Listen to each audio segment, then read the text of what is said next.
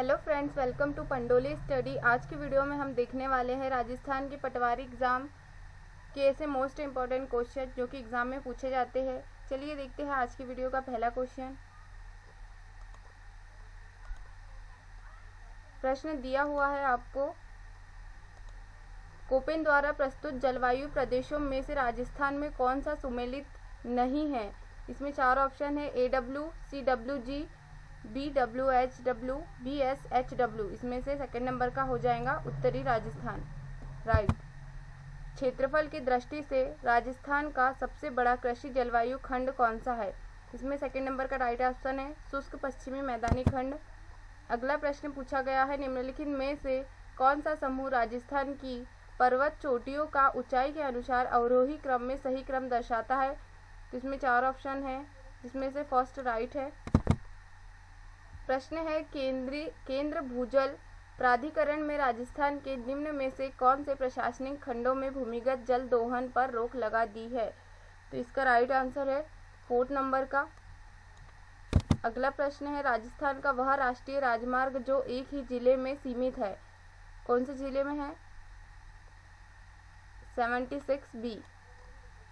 अगला प्रश्न है, मील फर्लॉन्ग में दूरियां तथा एकड़ों में क्षेत्रफल मापने के लिए निम्न में से कौन सी जरीब प्रयोग में लाई जाती है। तो इसमें का थर्ड ऑप्शन सही हो जाएगा, सेकंड सही होगा, इंजीनियर और गंटर करी। अगला प्रश्न पूछा गया है आपसे, ब्रोच गुजर नामक एक ताम्रपात्र के आधार पर राजपूतों को ऊंची जाति का वंशज मानते हुए इनका संबंध कुषाण जाति से किसने जोड़ा है। तो इसका थर्ड नंबर का ऑप्शन सही हो जाएगा, कनिगम। अगला प्रश्न है, किस शिलालेख में चौहानों को वस्त्र गोत्र ब्राह्मण कहा गया है। तो इसका आंसर हो जाएगा थर्ड नंबर का, बिजोलिया शिलालेख।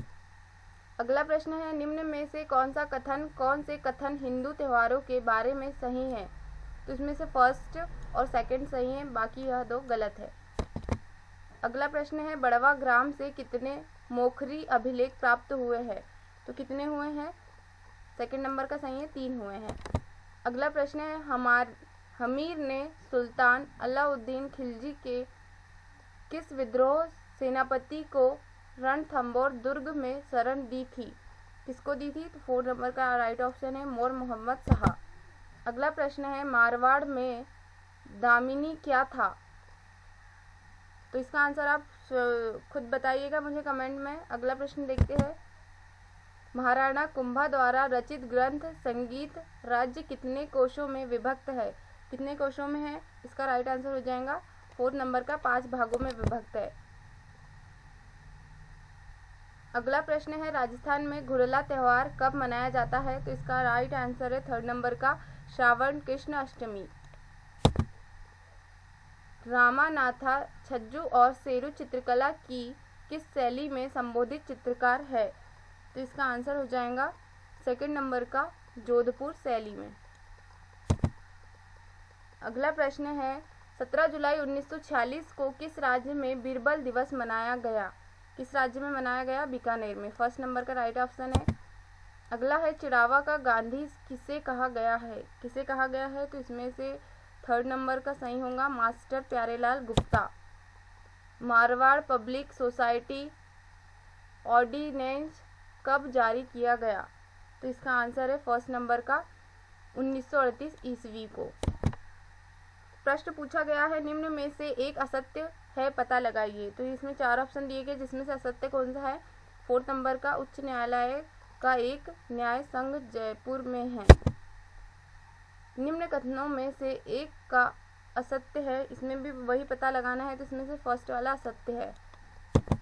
अगला प्रश्न है, पंचायत राज व्यवस्था है। तो इसका राइट आंसर है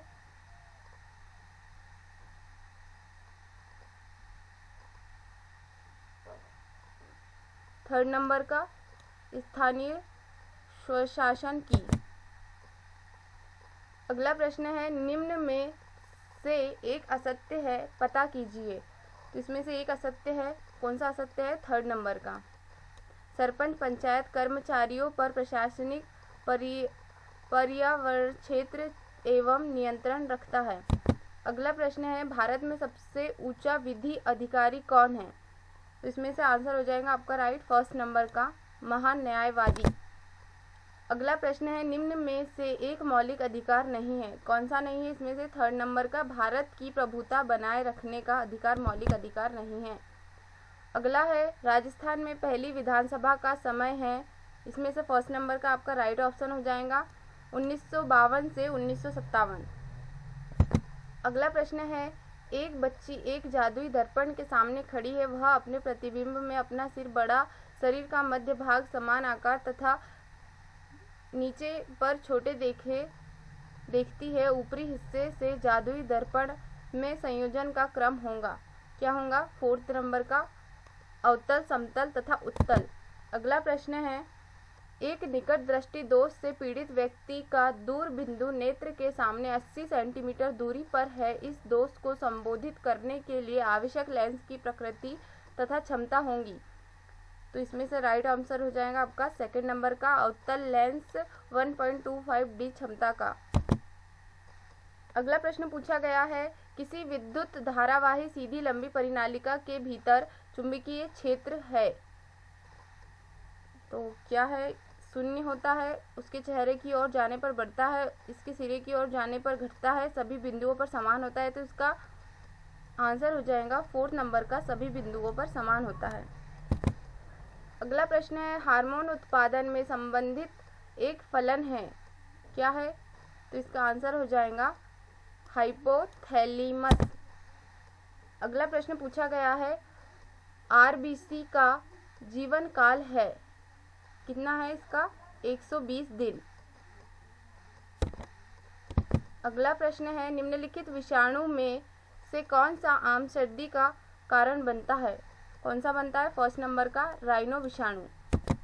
अगला प्रश्न है निम्नलिखित में से कौन से पादप से कितना सी पायरेथ्रम बनता जाता है?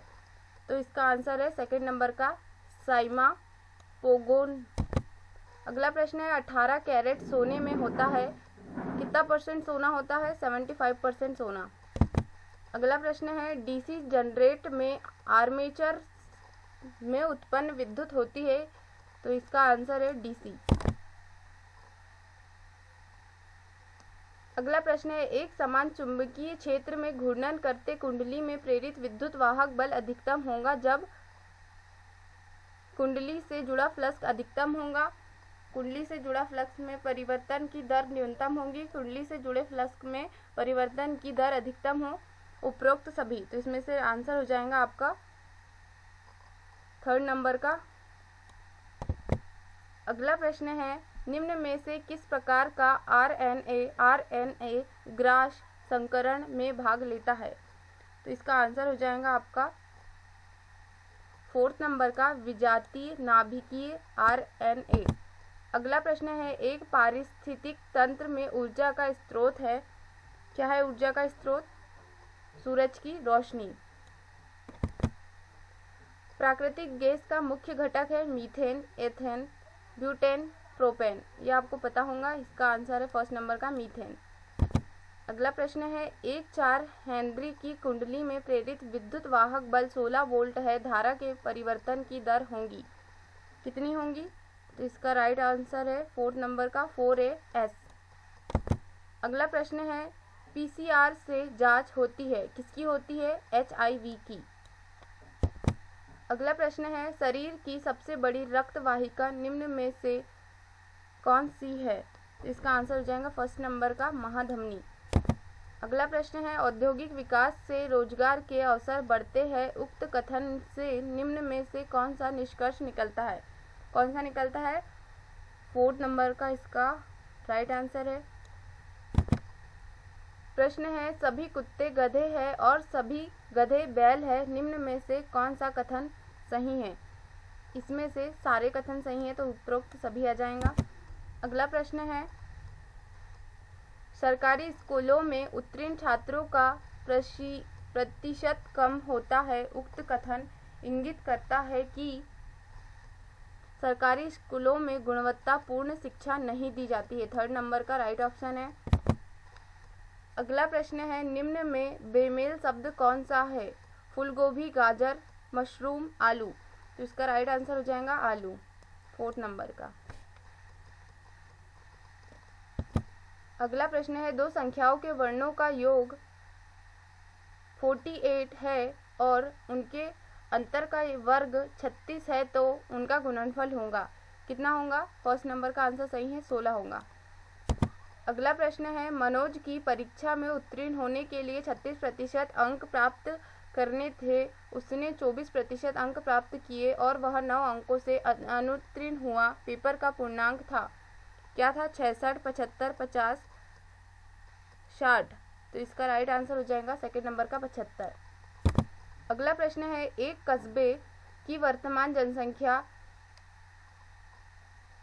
1,76,400 है, इसमें 5% की दर से प्रतिवर्ष वृद्धि हुई है। 2 वर्ष पूर्ण कस्बे की जनसंख्या थी, कितनी थी? तो इसका आंसर है 16,000।